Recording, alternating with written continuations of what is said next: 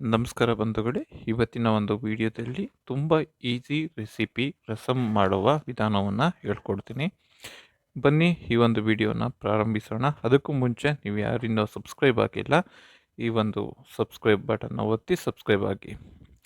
ಬನ್ನಿ, ಮೊದಲಿಗೆ ಒಂದು ಕುಕ್ಕರ್ನ ತೆಗೆದುಕೊಂಡು 2 ಟೇಬಲ್ ಸ್ಪೂನಷ್ಟು ತೊಗರಿಬೇಳೆಯನ್ನು ತೆಗೆದುಕೊಂಡಿದ್ದೇನೆ.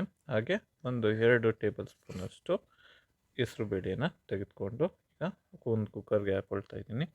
ಇದಕ್ಕೆ ಸ್ವಲ್ಪ ವಾಶ್ ಮಾಡ್ಕೊಳ್ಳೋಣ. ವಾಶ್ ಮಾಡಿಕೊಂಡು ಹಾಗೆ ಇದಕ್ಕೆ ಸ್ವಲ್ಪ ನೀರನ್ನ ಹಾಕ್ಕೊಳ್ತಾ ಇದ್ದೀನಿ. ಹಾಗೆ ಇದ್ರ ಜೊತೆಗೆ ಒಂದು ಟೇಬಲ್ ಸ್ಪೂನಷ್ಟು ನಾವು ತೆಂಗಿನ ಇದಕ್ಕೆ ಅಡಿಕೆ ಎಣ್ಣೆನ ಹಾಕ್ಕೊಳ್ಬೇಕಾಗುತ್ತದೆ. ಏಕೆಂದರೆ ಇದು ಬೇಳೆ ತುಂಬ ಚೆನ್ನಾಗಿ ಬೇಯಬೇಕಲ್ವ, ಅದಕ್ಕೋಸ್ಕರ ನಾವು ಏನು ಮಾಡ್ತಾಯಿದ್ದೀವಿ, ಈಗ ಅಡುಗೆ ಎಣ್ಣೆನ ಹಾಕ್ಕೊಳ್ತಾ ಇದ್ದೀವಿ. ಹಾಕ್ಕೊಂಡು ಇದ್ರ ಜೊತೆಗೆ ಸ್ವಲ್ಪ 1/4 ಟೇಬಲ್ ಸ್ಪೂನಷ್ಟು ಅರಿಶಿಣವನ್ನು ಹಾಕ್ಕೊಳ್ತಾ ಇದ್ದೀವಿ. ಹಾಕ್ಕೊಂಡು ಈಗ ನಾವು ಇದನ್ನು ವಿಸಲ್ಗೆ ಇಡೋಣ. ಇದನ್ನು ಚೆನ್ನಾಗಿ 3-4 ವಿಸಲಷ್ಟು ಬಾರಿಸ್ಕೋಬೇಕಾಗುತ್ತೆ. ನೆಕ್ಸ್ಟು ಒಂದು ಕಡೆ ಒಂದು ಸಣ್ಣ ಕಡಾಯಿನ ತೆಗೆದುಕೊಳ್ಳೋಣ. ಈ ಒಂದು ಸಣ್ಣ ಕಡಾಯಿನ ತೆಗೆದುಕೊಂಡು ಈ ಸಣ್ಣ ಕಡಾಯಿನ ಸ್ವಲ್ಪ ಬಿಸಿಯಾಗಿದ್ದ ತಕ್ಷಣ ಇದಕ್ಕೆ ಕಾಳು ಮೆಣಸು ಏನಿದೆ, ಕಾಳು ಮೆಣಸು ಮತ್ತು ಜೀರಿಗೆ ಎರಡನ್ನೂ ಕೂಡ ಹಾಕ್ಕೊಂಡು ನೀಟಾಗಿ ಒಂದು ಸ್ವಲ್ಪ ಗರಂ ಆಗೋ ಥರ ನಾವು ಇದನ್ನು ಹುರ್ಕೊಳ್ಬೇಕಾಗುತ್ತದೆ. ಈ ರೀತಿ ಹುರ್ಕೊಂಡ ನಂತರ ಇದ್ರ ಜೊತೆಗೆ ಈ ರೀತಿ ಮತ್ತು ಕರಿಬೇವನ್ನು ಕೂಡ ಹಾಕೋಬೇಕಾಗುತ್ತೆ. ಈ ರೀತಿ ಹಾಕ್ಕೊಂಡು ನೀಟಾಗಿ ನಾವು ಇದನ್ನು ಗರಂ ಆಗೋ ಥರ ಹುರ್ಕೊಳ್ಬೇಕಾಗುತ್ತೆ. ಇದನ್ನು ಹುರ್ಕೊಂಡು 1-2 ನಿಮಿಷ ಆರೋದಕ್ಕೆ ಬಿಡೋಣ. ಬಿಟ್ಟಾದಮೇಲೆ ನಂತರ ಒಂದು ಮಿಕ್ಸಿ ಜಾರ್ಗೆ ಇದನ್ನು ಹಾಕ್ಕೊಂಡು ನೀಟಾಗಿ ನುಣ್ಣಗೆ ರುಬ್ಕೊಳ್ಬೇಕಾಗುತ್ತದೆ. ಇದನ್ನ ಪುಡಿ ಮಾಡ್ಕೊಳ್ಬೇಕಾಗುತ್ತೆ. ನಂತರ ನಾವು ಏನು ವಿಸಿಲ್ ಓಡಿಸೋಕೆ ಇಟ್ಟಿದ್ದೋ ಅದನ್ನು ಓಪನ್ ಮಾಡೋಣ ಕುಕ್ಕರ್ನ.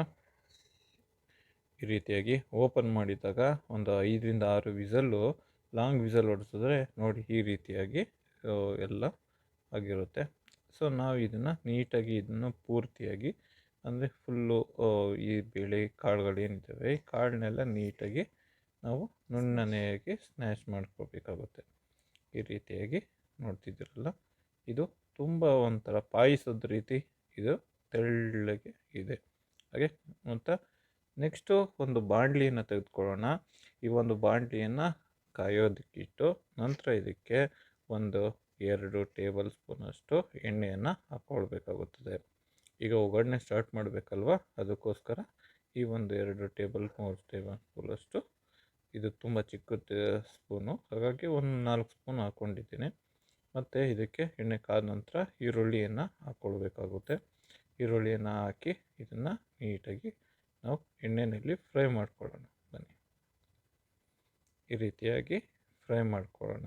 ಫ್ರೈ ಮಾಡ್ಕೊಂಡ ನಂತರ ಇದಕ್ಕೆ ಹಸಿರು ಮೆಣಸಿನ್ಕಾಯಿ ಏನಿದೆ ಖಾರ, ಅದಕ್ಕೆ ಹಸಿರು ಮೆಣಸಿನ್ಕಾಯಿನೂ ಹಾಕಿ ಎಣ್ಣೆಯಲ್ಲಿ ಫ್ರೈ ಮಾಡ್ತಾಯಿದ್ದೀನಿ. ಈ ರೀತಿಯಾಗಿ ಫ್ರೈ ಮಾಡ್ಕೊಳ್ಬೇಕಾಗುತ್ತೆ. ನಂತರ ಇದಕ್ಕೆ ಫ್ರೈ ಆಗಿದ ನಂತರ ಇದಕ್ಕೆ ಟೊಮೊಟೊನ ಹಾಕ್ಕೊಳ್ಬೇಕಾಗುತ್ತೆ. ನೋಡ್ತಿದ್ದೀರಲ್ಲ, ಈ ರೀತಿಯಾಗಿ ಟೊಮೊಟೊನ ಹಾಕಿ ಈಗ ನಾವು ಟೊಮೊಟೊವನ್ನು 2-3 ನಿಮಿಷ ನೀಟಾಗಿ ಫ್ರೈ ಮಾಡ್ಕೊಳ್ಬೇಕಾಗುತ್ತೆ. ನಂತರ ನಾವು ಏನು ಇದನ್ನು ಬೇಳೆ ಬೇಯಿಸ್ಕೊಂಡಿದ್ದೋ ಬೇಳೆನ ಇದರೊಳಗಡೆ ಹಾಕ್ಕೊಳ್ತಾ ಇದ್ದೀನಿ.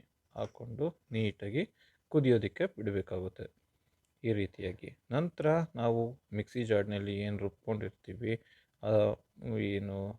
ಅದನ್ನು ಕಾಳು ಮೆಣಸು ಮತ್ತು ಜೀರಿಗೆನ ಅದನ್ನು ಕೂಡ ಹಾಕ್ಕೊಂಡು ನಾನೀಗ ಎಲ್ಲ ನೀಟಾಗಿ ಮಿಕ್ಸ್ ಮಾಡ್ತಾಯಿದ್ದೀನಿ.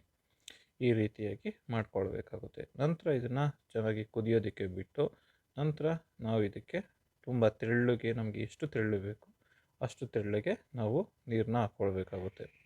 ಇದಕ್ಕೆ ರುಚಿಗೆ ತಕ್ಕಷ್ಟು ಉಪ್ಪನ್ನು ಹಾಕ್ಕೊಳ್ತಾ ಇದ್ದೀನಿ. ಹೀಗೆ ಉಪ್ಪನ್ನು ಹಾಕಿ 1-2 ಅದನ್ನು ಕುದಿಯೋದಕ್ಕೆ ಬಿಡಬೇಕಾಗುತ್ತೆ.